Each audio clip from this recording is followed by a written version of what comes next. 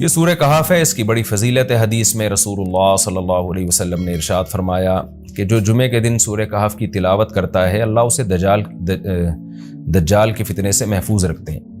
اس کی وجہ کیا ہے کہ دجال کے فتنے میں اور اس میں کیا مناسبت ہے، اس پہ علماء نے بہت کچھ کہا ہے، تو یقینی طور پر اس حکمت کو بیان نہیں کیا جا سکتا، لیکن بہرحال اس کے مضامین ایسے ہیں کہ انسان کو اس سے ایمان میں تقویت ملتی ہے۔ اور بڑی بات یہ ہے کہ رسول اللہ صلی اللہ علیہ وسلم نے جب کسی چیز کے بارے میں ہمیں بتا دیا تو پھر ہمیں اس کی حکمت سمجھ میں نہ بھی آئے تو ہمیں بس اس پر ایمان لانا چاہیے۔ تو دجال کے فتنے سے بچنے کے لیے اگر کوئی جمعے کے دن اس کا اہتمام کرتا ہے تو انشاءاللہ اس کو فائدہ ہوگا۔ دجال کے فتنے سے بچنے میں سرسری غور سے ایک بڑی حکمت یہ معلوم ہوتی ہے کہ اللہ تعالیٰ نے بڑے بڑے قدرت کے اپنے نمونے دنیا میں دکھائے ہیں، جیسے اس میں خضر علیہ السلام کا واقعہ آئے گا، اصحاب کہف کا واقعہ، ذوالقرنین کا واقعہ، کہ کیسی اللہ نے ان کے ہاتھوں پہ اپنی قدرت کو ظاہر کیا۔ تو یہ اللہ تعالیٰ کے مختلف کام ہیں، یاجوج ماجوج کا تذکرہ بھی آئے گا اس میں۔ تو اس میں ہمیں پتہ چلتا ہے کہ اللہ کی قدرتوں میں بہت بڑی بڑی قدرتیں، اللہ مخلوق سے بھی بعض دفعہ بڑے بڑے کام لے لیتے ہیں۔ تو دجال بھی اللہ کی ایک مخلوق ہوگا، تو وہ اگر بڑے بڑے محیر العقول کام دکھا رہا ہے تو یہ اس کی علامت نہیں ہوگی کہ یہ خدا ہے۔ جیسے ذوالقرنین سے اللہ نے بڑا کام لیا تو وہ خدا تھوڑی بن گئے، اور خضر علیہ السلام کے ذریعے اللہ نے مردے کو زندہ ایک جو ہے نا وہ دیوار کو سیدھا کروا دیا اور تختہ جڑوا دیا، اور کچھ انہوں نے اللہ کے بتانے سے غیب کی خبریں بتا دیں، تو اس سے وہ خدا تو نہیں بن گئے۔ اور جو اس طرح اصحاب کہف کئی سو یعنی 300 سال تک غار میں سوتے رہے تو اس سے وہ خدا نہیں بن گئے۔ تو ایسے ہی دجال کے جب ہم محیر العقول واقعات دیکھیں گے تو یہ اس کی علامت نہیں ہے کہ یہ خدا ہے، بلکہ اللہ کی مخلوق ہے۔ تو اللہ تعالیٰ نے جیسے پچھلے پیغمبروں میں ایسے واقعات رونما ہوئے اور مقصد لوگوں کی آزمائش تھا، تو دجال بھی لوگوں کی آزمائش ہی کے لیے آئے گا۔ اور بہت ساری حکمتیں ہیں جو علماء نے بیان کی ہیں۔ اچھا، یہ جو جمعے کے دن سورہ کہف پڑھنے کی فضیلت ہے، تو یہ جمعے کی رات کو اگر کوئی پڑھ لے تو بھی یہ فضیلت حاصل ہو جائے گی، تو کیونکہ روایات میں جمعے کی رات کا بھی تذکرہ ملتا ہے اور جمعے کا بھی تذکرہ ملتا ہے۔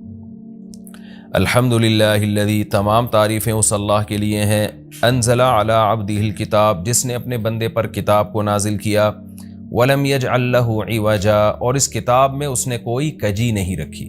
یہ قرآن کا کمال ہے، آپ الحمد سے لے کے والناس تک پڑھیں، 2 اور 2 4 کی طرح اس کی آیتیں اور اس کے مضامین سمجھ میں آتے ہیں۔ قرآن کے علاوہ کوئی بھی مذہبی کتاب آپ پڑھ لینا تو آپ کو سمجھ میں نہیں آئے گی کہ یہ کیا کہا جا رہا ہے اس میں، اور وہ باتیں نیچر کو اپیل بھی نہیں کریں گی، اور انسان وسوسوں کا شکار ہو جائے گا اور مصیبت میں پڑ جائے گا۔ لیکن قرآن کے دعوے کتنے واضح ہیں، اور دعووں میں تناقض نہیں ہے۔ قرآن نے کہا خدا ایک ہے، ہر جگہ یہی کہا کہ ایک ہے۔ محمد صلی اللہ علیہ وسلم کو کہا کہ نبی ہیں، بشر ہیں، نبی ہیں، تو بشریت کو ثابت کیا قرآن نے۔ جہاں نبی صلی اللہ علیہ وسلم سے اوٹ پٹانگ معجزوں کا مطالبہ کیا گیا تو بتا دیا گیا میں بشر ہوں۔ ایک ہی دعویٰ رہا ہے مسلسل شروع سے آخر تک، اور آخری نبی ہونے کا جب دعویٰ کیا گیا تو آخری ہی، یہ نہیں کہ پھر قرآن میں اشارے دے دیے ہوں کہ کوئی اور نبی بھی آئے گا۔ تو تناقض نہیں ہے قرآن میں۔ نماز کو فرض کیا تو نماز فرض ہے۔ تو یہ جتنے مضامین، پھر اخلاقیات کی جو تعلیم دی وہ تعلیم سیم ہے۔ تو یہ ہے کہ عوج نہیں ہے، بالکل نیچر کو اپیل کرنے والی 2 اور 2 4 کی طرح صاف ستھری باتیں قرآن مجید میں۔ یہ خود قرآن کا ایک بہت بڑا معجزہ ہے۔ آپ کبھی بھی کسی جھوٹے آدمی کو جب سنیں گے نا، اس کی باتوں میں ٹکراؤ بہت ہوگا۔ میں ایک دفعہ تحقیق کر رہا تھا، یہ منکرین حدیث جو ہیں جنہوں نے کہا، دعویٰ کیا کہ حدیث حجت نہیں ہے، تو ہمارے شیخ حضرت مفتی رشید احمد صاحب رحمہ اللہ تعالی نے اصل الفتاویٰ کی 2 جلد میں ان کے خلاف بہت کچھ لکھا ہے۔ تو اس میں ایک بڑی دلچسپ بات یہ تھی کہ جب یہ منکرین حدیث کا جو بانی ہے نا، پرویز نام تھا اس کا، پورا نام اس وقت ذہن میں نہیں ہے، تو اس کی کتابوں سے حضرت نے تناقض نکالا۔ مفتی رشید احمد صاحب رحمۃ اللہ علیہ نے تناقض کیا نکالا؟ ایک جگہ لکھ رہا ہے کہ حدیث حجت نہیں ہے، دوسری جگہ لکھ رہا ہے کہ حدیث حجت تو ہے لیکن جن ذرائع سے ہم تک پہنچی وہ ذرائع حجت نہیں ہے، اور ایک جگہ لکھ رہا ہے کہ حدیث حجت بھی ہے لیکن صرف نبی صلی اللہ علیہ وسلم کے دور تک کے لیے حجت ہے، ہمیشہ کے لیے حجت نہیں ہے۔ تو ایسے کئی تناقض، تو اس میں حضرت نے لکھا کہ اس سے پتہ چلتا ہے کہ یہ بیچارہ خود اس کو پتہ نہیں ہے کہ یہ اس کا دعویٰ کیا ہے. یعنی اس سے صاف واضح ہوتا ہے کہ ان کا مقصد صرف اور صرف ہمیں اسلام سے ہٹانا ہے، اور حدیث کو مشکوک قرار دے کر، کیونکہ زیادہ تر جو قوانین ہمیں اسلام کے ملتے ہیں وہ تو قرآن میں بہت کم ملتے ہیں، وہ تو احادیث میں ملتے ہیں. قرآن تو زیادہ تر عقیدے کی بات کرتا ہے، آخرت کے تصور کو ہماری نظروں میں اجاگر کرتا ہے، اخلاقیات سکھاتا ہے، مسائل، فقہی مسائل وہ تو زیادہ تر احادیث میں ہے، اسلامی قانون جسے ہم کہتے ہیں. تو مقصد اس کا یہ ہے کہ اسلامی قانون سے کسی طرح لوگوں کو ہٹایا جائے. تو جیسے جس وقت بن پڑی وہ دعویٰ اس نے کر دیا. کبھی مجلس دیکھی کہ یار اس وقت یہ دعویٰ کرنا زیادہ مناسب ہے کہ حدیث حجت تو ہے لیکن جن ذرائع سے پہنچی وہ ذرائع قابل اعتماد نہیں ہے، تو وہاں اس نے یہ دعویٰ کر دیا. تو جھوٹا آدمی کسی ایک بات پہ ٹکتا نہیں ہے. آپ مرزا غلام احمد قادیانی کے دعووں کو دیکھ لیں، اس کی کتابوں میں کہیں وہ لکھتا ہے کہ میں نبی نہیں ہوں، میں تو امام ہوں، اور کہیں لکھتا ہے کہ میں، شروع میں اس نے یہ دعویٰ کیا تھا کہ میں نبی نہیں ہوں، میں امام مہدی ہوں. پھر اس نے دعویٰ کیا میں حضرت وہی عیسیٰ علیہ الصلوۃ والسلام جو مسیح موعود وہ ہوں. اس کی کتابوں میں اتنا ٹکراؤ ہے. وجہ اس کی ہے کہ باطل کا ایک ہدف ہوتا ہے، تو وہ دیکھتا ہے کہ جیسا دیس ویسا بھیس. جیسے اس کا ہدف ہوتا ہے شہرت، دولت، اور یا لوگوں میں پھوٹ ڈالنا یا کوئی منصب حاصل کرنا کسی سے، تو وہ پھر دیکھتا ہے کہ جس وقت جو طریقہ اس کو سوٹیبل لگتا ہے نا وہ وہی طریقہ اختیار کر لیتا ہے. تو ہر باطل میں یہ ہوتا ہے. آج بھی ہم دیکھتے ہیں جو اہل باطل ہوتے ہیں وہ کسی ایک بات پہ ٹکتے نہیں ہیں. ایک تو ہوتا ہے نا انسان سے غلطی سے ایک دعویٰ ہو گیا اس سے رجوع کر لے، وہ ایک الگ چیز ہے، وہ تو ہر انسان سے خطا ہو سکتی ہے. لیکن اہل باطل کے دعووں میں بہت ٹکراؤ ہوتا ہے، وہ کسی ایک بات پہ ٹکتے نہیں ہیں. آج بہت سارے اسکالرز ایسے ہیں کہ آپ جب ان کی تقریریں سنیں گے یا ان کی کتابیں پڑھیں گے تو انہیں بہت ٹکراؤ نظر آئے گا. اسی سے صاف پتہ چل جاتا ہے کہ یہ لوگ اپنے دعوے میں مخلص نہیں ہیں، ان کا مقصد پھوٹ ڈالنا ہے. تو جتنی جو تحریف شدہ آسمانی کتابیں ہیں، یہ جتنے باطل مذاہب ہیں، ان میں بھی آپ کو یہ ٹکراؤ نظر آئے گا. تو قرآن یہ دعویٰ بار بار کرتا ہے کہ اللہ تعالیٰ نے جو کلام اپنے حبیب صلی اللہ علیہ وسلم پہ نازل کیا اس میں آپ کو عوج نظر نہیں آئے گا، کوئی کجی نظر نہیں آئے گی. بہت واضح 2 اور 2 4 کی طرح وہ اپنے دعووں کو دعوے کرتا ہے قرآن مجید، اور اس پر دلائل قائم کرتا ہے. قیماً، اللہ فرماتے ہیں سیدھا سیدھا کلام ہے. لینذر بأسا، تاکہ یہ ڈرا دے. کہ اللہ تو نے اتنا صاف ستھرا کلام نازل کیوں کیا؟ اللہ کہتے ہیں 2 وجہ سے. برے لوگوں کو ڈرانے کے لیے، اچھے لوگوں کو امیدیں دلانے کے لیے، تاکہ برے لوگ برائی سے بچیں اور اچھے لوگوں کو موٹیویشن ملے. یہ دعویٰ بھی قرآن کا کتنا پیارا اور کتنا صاف ستھرا ہے. برائی کو ختم کرنا چاہتا ہے قرآن، اچھائی کو پروموٹ کرنا چاہتا ہے. لینذر باسا شدیدا، ہم نے کیوں نازل کیا؟ تاکہ یہ ڈرا دے شدید عذاب سے، من لدنہ، اللہ کی طرف سے، یعنی اللہ کی طرف سے ڈرا دے. وَيُبَشِّرَ الْمُؤْمِنِينَ، اور ایمان والوں کو خوشخبریاں سنا دے. کون سے ایمان والے؟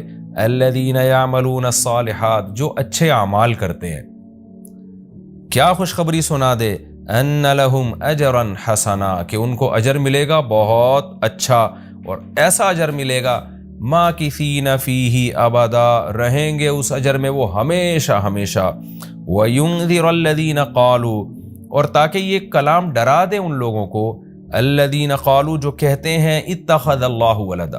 اللہ نے ڈرانے کا ذکر 2 دفعہ کیا، اس لیے کہ ایک تو عام لوگ جو برے ہوتے ہیں ان کو ڈرا دے، اور مشرکین میں خاص طور پر یہ برائی تھی کہ یہود و نصارہ کی باتوں میں آ کے اللہ کے لیے اولاد ٹھہرا لیا کرتے تھے. وہ فرشتوں کو بیٹیاں کہہ دیا، یا عیسائیوں کی باتوں میں آ کے اللہ کے لیے اولاد ٹھہرا دی. تو اس لیے اللہ نے خاص طور پر ان مشرکین اور ان کافروں کا ذکر کیا جو نبی صلی اللہ علیہ وسلم کے دور میں اللہ کے لیے اولاد ٹھہراتے تھے، کہ اللہ ان کو بھی ڈرا دیا جائے.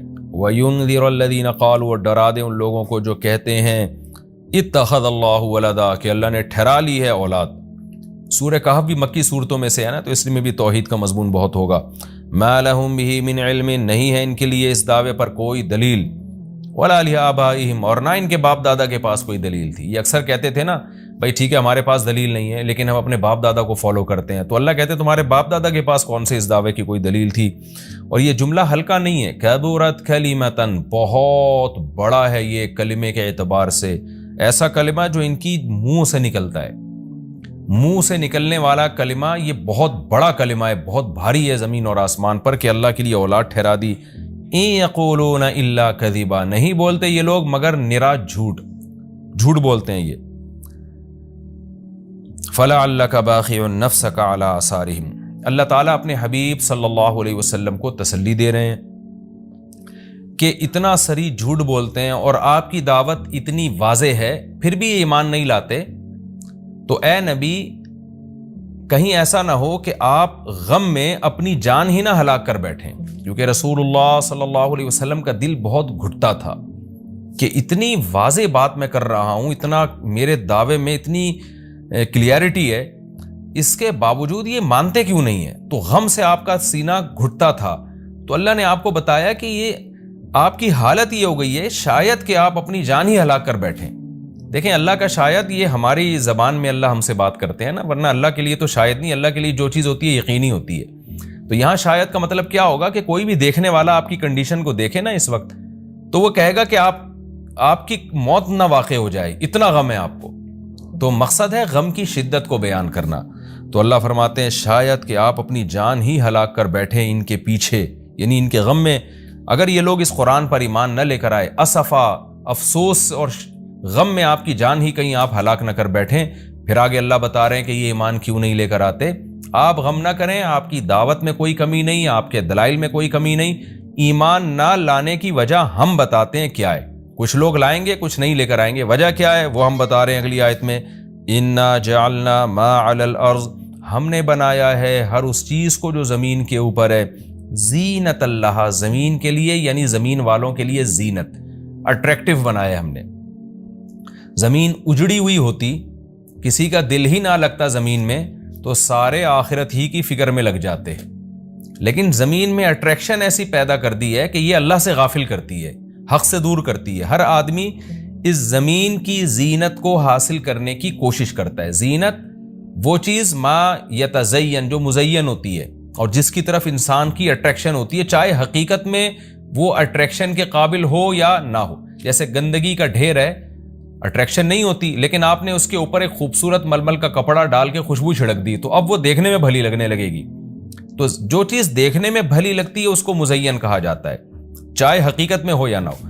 تو اللہ نے کہا کہ ہم حقیقت میں زمین اچھی ہے یا نہیں ہے یہ لوگ اس کو نہیں دیکھتے، بس اٹریکٹیو ہے اس کو دیکھتے ہیں کہ اس کا یہ اٹریکٹ کرتی ہے اپنی طرف۔ حقیقت میں دیکھا جائے تو مسافر خانہ ہے نا، کتنی بھی مل جائے تو ختم ہونے والی ہے، تو فنا ہونے والی چیزوں سے کون دل بہلاتا ہے۔ لیکن اللہ بتا رہے کہ ہم نے چونکہ اس کو مزین کر دیا ہے، تو اس مزین ہونے کا نتیجہ یہ ہے کہ کچھ لوگ اس میں پڑھ کے اللہ کو بھول جاتے ہیں اور کچھ اس کی حقیقت کو دیکھ کر اللہ کو یاد رکھتے ہیں۔ تو آزمائش جبھی ممکن ہے جب اس زمین کو اٹریکٹیو بنایا جائے۔ آگے اس لیے اللہ نے فرمایا کہ ہم نے بنایا ہے جو کچھ اس زمین کے اوپر ہے، زینت اللہ، زمین کے لیے مزین۔ کیوں بنایا ہے؟ لِنَبْلُوَهُمْ، تاکہ ہم لوگوں کو آزمائیں، أَيُّهُمْ أَحْسَنُ عَمَلًا، کہ ان میں عمل کے لحاظ سے زیادہ اچھا کون ہے۔ اگر زمین کو مزین نہ بنایا جاتا تو سارے عمل کے لحاظ سے بہت اچھے ہو جاتے، کیونکہ قربانی نہ دینی پڑتی۔ اب اس مزین زمین کی بہت سی چیزوں کو چھوڑنا پڑتا ہے، نماز کے وقت دکان چھوڑنی پڑتی ہے، اور صدقات و خیرات کے وقت مال کی قربانی دینی پڑتی ہے، اور جو شریعت کے جتنے بھی احکام ہیں تو جاہ کی قربانی دینی پڑتی ہے، منصب کی قربانی دینی پڑتی ہے۔ تو اللہ کہتے ہیں ہم نے چونکہ مزین بنا دیا تاکہ ہم لوگوں کو آزمائیں۔ تو ظاہر ہے جب آزمائش ہوتی ہے تو اے نبی کچھ لوگ کامیاب ہوتے ہیں اور کچھ لوگ ناکام ہوتے ہیں۔ تو آپ چاہتے ہیں کہ ساری دنیا ایمان لے آئے، سارے نیک بن جائیں، یہ آپ کی چاہت پوری نہیں ہو سکتی، کیونکہ امتحان میں 100% لوگ کامیاب عام طور پر نہیں ہوا کرتے۔ وَإِنَّا لَجَاعِلُونَ مَا عَلَيْهَا صَعِيدًا جُرُزًا، اور یاد رکھو جو کچھ زمین کے اوپر ہے ہم اس کو بنانے والے ہیں چٹیل میدان۔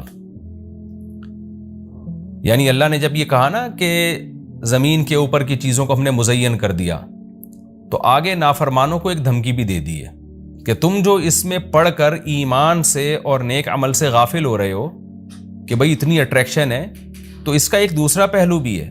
وہ پہلو کیا ہے؟ چٹیل میدان بن جائے گی، سب تباہ و برباد ہو جائے گا۔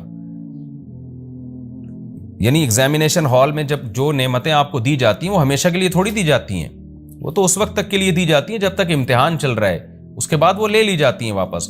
تو اسی طرح اللہ اس زمین کو ختم کر دیں گے، اور تب پوری ترقی، جو انسان کی جتنی بھی ترقی ہے زمین میں اور کائنات میں، ساری زمین بوس ہو کے ختم ہو جائے گی، اور اللہ تعالیٰ جس مقصد کے لیے انسان کو پیدا کیا گیا اس مقصد کے بارے میں انسان سے